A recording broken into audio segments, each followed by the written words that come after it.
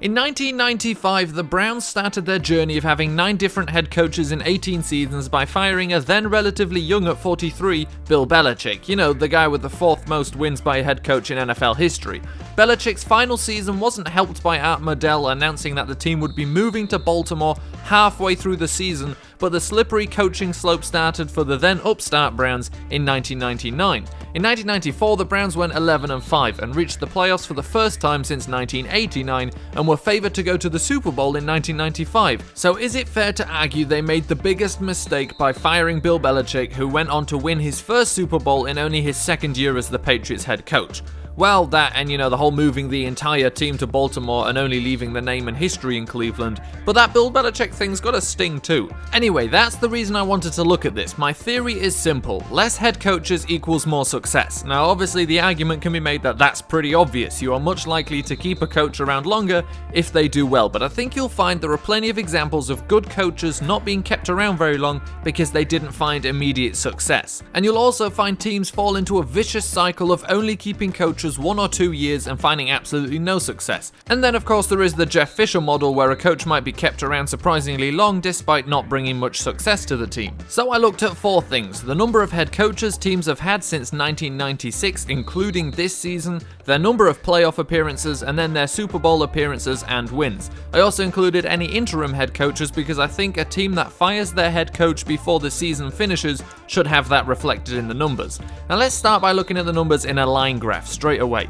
You don't need to be a maths whiz to see clear correlation here, but like I said, it's also kind of to be expected. Now the Dolphins with 10 coaches are an outlier, going to the playoffs 6 times, but 5 of those were under the first 2 coaches hired after all-time legend Don Shula retired, and the other one came in 8 coaches in 13 years. Let's talk Super Bowls. 90% of all Super Bowl winning teams since 1996 have had 5 or less head coaches in that same period, and 12 of the 20 Super Bowls have been won by teams with 4 or less head coaches. The Steelers have only had 2 coaches in 20 plus years and have been to the Super Bowl 3 times, winning it twice.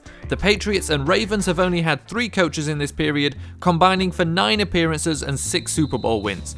The Giants and Packers have both had 4 coaches and have won 2 Super Bowls each from 3 appearances each as well. Clearly there's something to think about here, but teams tend to be too quick to the trigger in firing coaches. I'm not going to be laying into them for the whole video, but the Browns are a great example of a team not giving their coach enough time. Since hiring Belichick, the Browns were getting better year on year, and now the Browns weren't doing amazingly in 1995 at 4-5 before Art Modell announced the move, but they tanked to 1-6 in the remaining games after he said they were going to Baltimore. Bill Belichick was fired after going 5-11. When first hired by the Patriots, Belichick went 5-11 after Pete Carroll had the team at 8-8, but the next season Bill Belichick went on to win the Super Bowl with the Patriots and went on to build a dynasty. He's also gone on to post a 7-3-7 record as a head coach of the Patriots. Marvin Lewis is the NFL's second longest tenured coach. He's led the Bengals to winning only 4 games in a season twice. A lot of head coaches would be fired for less and just doing it once, but the Bengals showed faith, and Lewis repaid it both times with a trip to the playoffs the very next season.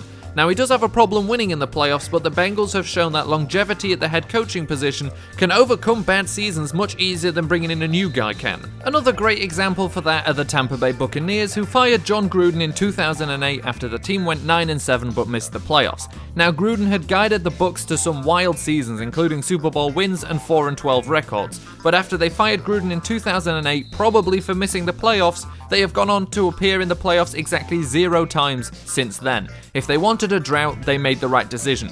The very next season after the Buccaneers went 4-12 under Gruden, they were back in the playoffs. If they don't make it this year, it will have been 8 years playoff free since Gruden was fired. Some would call that a bad decision. The Oakland Raiders have had more coaches than any other team in this period, with 12 different people holding the position since Mike White in 1996. The best period came under Jon Gruden between 1998 and 2001, where the team averaged over 9 wins a season and never dropped below 500. Bill Callahan took Gruden's team to the Super Bowl with an 11-5 record in 2002 after Gruden was traded to the Buccaneers, but the next season the Raiders went 4-12 under Callahan, and then the head coach carousel really got going. Between 2003 and 2014, the Raiders failed to win more than 5 games in a season, except for on 2 occasions. In both of those seasons, the Raiders went 8-8, a significant improvement over all other seasons, but both times the head coach responsible was fired. Tom Cable improved from 5-11 in his first season to 8-8, and then his contract wasn't renewed. Hugh Jackson then took over, went 8-8, and was fired. The team then went 4-12 twice, and 3-13 until Del Rio was hired and not fired after going 7-9. See, Reggie McKenzie, who is by all measures a very good general manager, fired Hugh Jackson after he went 8-8 in his first season, but then gave Dennis Allen 2 seasons and 4 games until firing him. Allen went 4-12 twice before being fired after starting the 2014 season 0-4. Luckily, Del Rio was given more than 1 season, and now the Raiders are flying into the playoffs for the first time since 2002, the year before it all fell apart. There is, however, an opposite side to this too. In 2014, John Fox took the Broncos to a 12-4 record, but the Broncos and Fox mutually agreed to part ways, which basically means he was honorably fired. The Broncos then hired Gary Kubiak and perhaps more importantly his defensive coordinator Wade Phillips, and immediately won a Super Bowl. Pete Carroll had never led the Patriots to a season worse than 500, although the team was starting to do worse every year under him. They then chucked him out the window, brought in Belichick, and won a Super Bowl within 2 years. There really isn't a point to this video, I guess. I just wanted to look at the correlation between head coach tenure and success in the NFL. There is no exact science to this. If there was, everybody would be making the playoffs on a regular basis. Anyway, I hope you found this interesting and maybe learned something new.